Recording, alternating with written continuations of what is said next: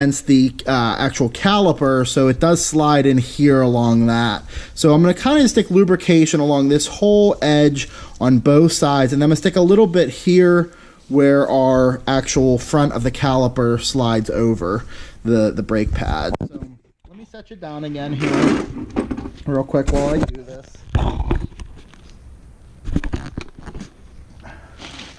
It's going to take, this is just, it's called disc brake lubrication, and I'm just going to stick some of it along here, some of it in here.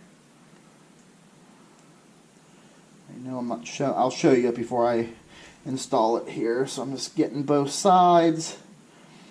You don't have to put a ton of this stuff on, but it doesn't hurt. You know, I make sure that this is basically to make sure that when something has metal on metal contact, that you're not getting a clicking noise or a squealing noise whenever you're actually using your brakes.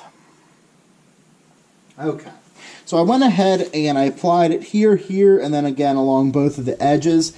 And then at this point, I can just take this, kind of slide it there, and just let it sit. So it's just sitting there.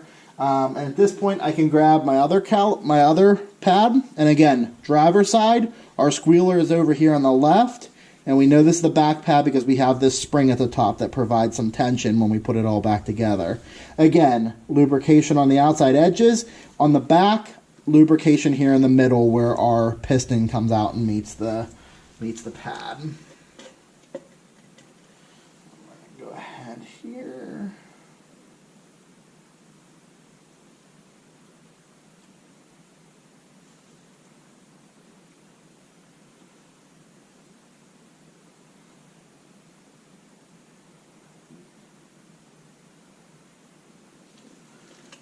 A little bit here in the middle.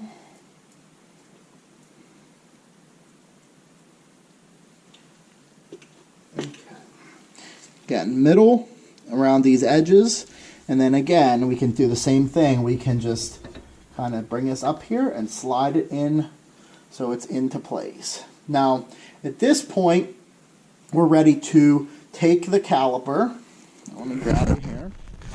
This point we have our pads in place here in the actual bracket, and we're ready to reinstall our caliper. So I'm going to grab my caliper. I usually make sure my piston side hits first, then we want to make sure our front side comes over, and then we just kind of push it down here into place. Now you'll feel a little bit of tension from that spring that pushes up here, but so it'll swivel on here a little bit, but it'll sit pretty well on here without you having to force it into place. So if you're forcing it into place, something's not right. So just take a look and make sure, see what's blocking your unit from going back onto here. So what we want to install first is I want to install the bolts into the back first. I find that that's easiest. So we take our two bolts. Again, if this car was a little older, these bolts might be rusty here, and this does slide in here where we reinstalled those new rubber bushings. As your pads wear and this slides, they do slide along here. So if these aren't in good shape, I would run some sandpaper or the wire brush along them. But these ones are in pretty good shape, so I am going to hit them with just a little bit of the disc brake lubrication before I reinstall them through here. So let me set you back down. And we're almost done. So I thank everyone for kind of bearing with me as we do this.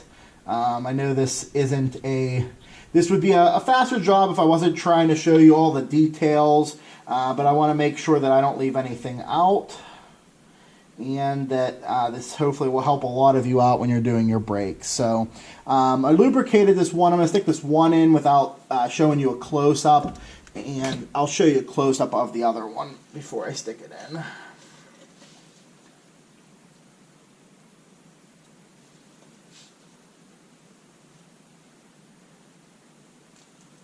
Okay, and I'm going to just take my glove off so I can grab the camera. So So I did stick the one in up here. Down here, I'm gonna just, I put the lubrication on here.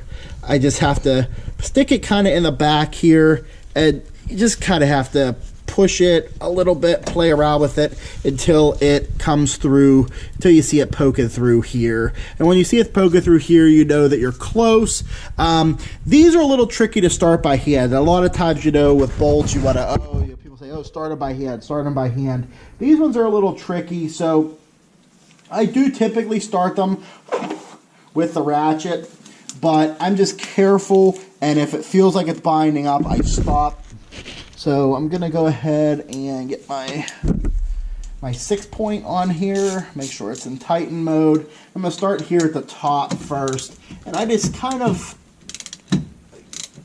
you know, take my time. I'm not killing it, I'm hardly putting any pressure on it, and I can see, if I take a look, I can see here in the front, I can watch through this hole to see if my bolt is coming through. And I can see now that it's starting to come through, so that means I'm not cross-threaded, it's threading through fine. So I'm gonna then come down here to the bottom, and I'm gonna do the same thing. I'm just gonna kind of, you know, take my time here, not really apply any pressure, and I'm seeing my bolt come through now.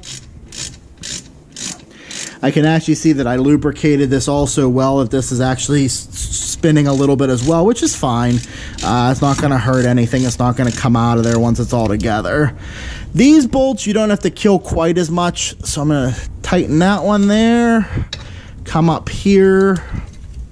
Finish tightening this one.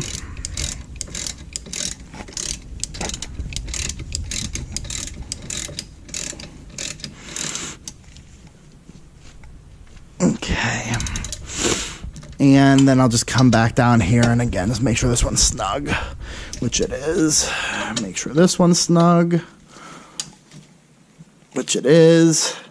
Okay, and now we're ready to reinstall our little plastic covers here for the back, and all that does is it just prevents some of the road crap from getting in here to, you know, ruin the ends of your bolts, because you don't get new bolts. So just make sure those are on. If for some reason yours are missing from someone doing your brakes before, not the end of the world if those are missing. And then the last thing we have here to finish our brake job is we have to put this, they do give you a new clip if you buy the hardware, the brake pads that come with the hardware kit. Now, a lot of people, you know, look at this and it's like, oh my gosh, how am I going to get it back on here? I always find it easiest, start one side, so I'm starting the top first, and I don't push it quite all the way, and I get it into this hole first and get this around the back side of the caliper bracket. So it's not all the way in, but it's started. And then here at the bottom, I'm going to actually try to do this all with one hand just to show you how easy it is. You want to get this into the hole first and then push this around the caliper bracket. So if I get this started in the hole first, I can then, I'm just pushing with my fingers.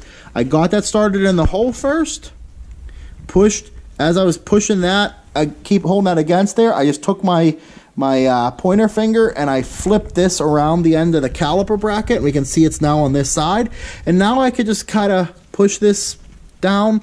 And if it doesn't, it does get a little tight. So I usually just lightly take a hammer, make sure that that's into both of the holes all the way, and then I just make sure this is going to stick out a little bit here, but you just want to make sure that it's mostly around the back. So that is now mostly around the back, and if I, you know, pull on it a little bit, it's not going anywhere. It's all the way, you want to just make sure it's all the way in these holes. That's the most important thing. And then other than that, as long as it's around the sides of your caliper bracket, it's not going anywhere. And that's just going to hold this front side of the caliper tight to the caliper bracket. The bolts on the back hold the back side. This spring that's actually on your pad holds those tight in there as well. And now if we turn this, we're going to hear some noise, and that's just your pads sitting against the new rotor.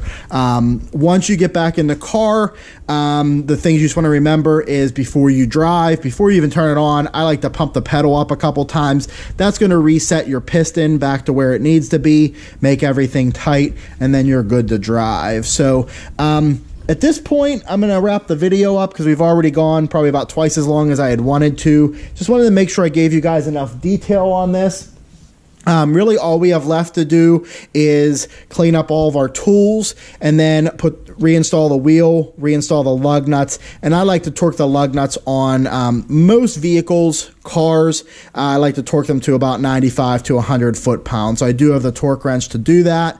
Trucks and SUVs, I usually like to go a little higher depending on if they're 6 lug, 8 lug, anywhere from about 125 up to 150. So thank you guys for watching. Again, I apologize for the length of the video, but I hope that this helps you out if you're doing this on your own in the garage. As you saw, I did a lot of it with one hand because I was doing the video. So if I had been using both hands, things would have went quicker. But I hope this helps someone out. Please make sure you like the video if this helped you out. If you'd like to see more videos in the future of work on this car as well as other cars on the Fix It Frank 412 channel, please make sure you subscribe. Thank you, everyone. Have a nice 2019.